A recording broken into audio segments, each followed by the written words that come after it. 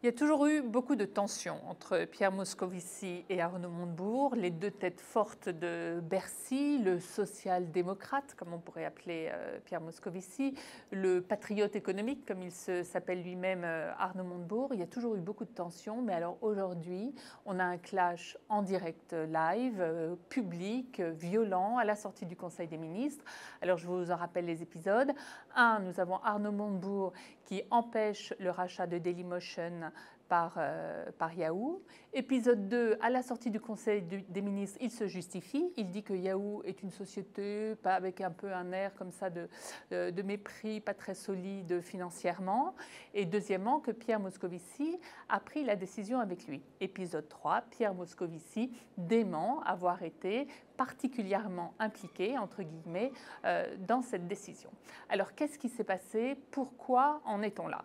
En réalité, nous avons deux ministres aujourd'hui particulièrement fragilisés, quasiment en sursis, qui du coup ne se cachent plus, vont jusqu'au bout de leur logique, jouent leur va-tout.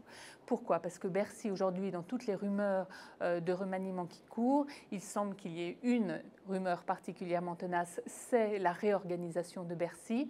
Aujourd'hui, Bercy est éclaté en 7 ministères, dont 4 ministres pleins, ce qui fait que la forteresse est fragilisée. François Hollande voudrait la recentrer, la refortifier. Il a dit que maintenant sa priorité, après le mariage pour tous, étaient les questions économiques, celles qui intéressaient les Français. Il veut que Bercy puisse être le bras armé de cette politique. Du coup, les deux ministres n'ont plus rien à perdre.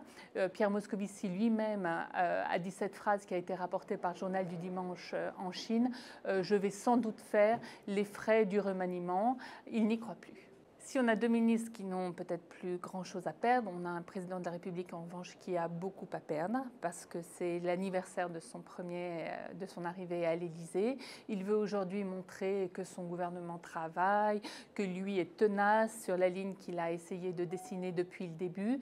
Et qu'est-ce qui se passe? On a à nouveau, comme toujours depuis un an, cette ligne de ténacité qui est polluée par un couac gouvernemental, un de plus.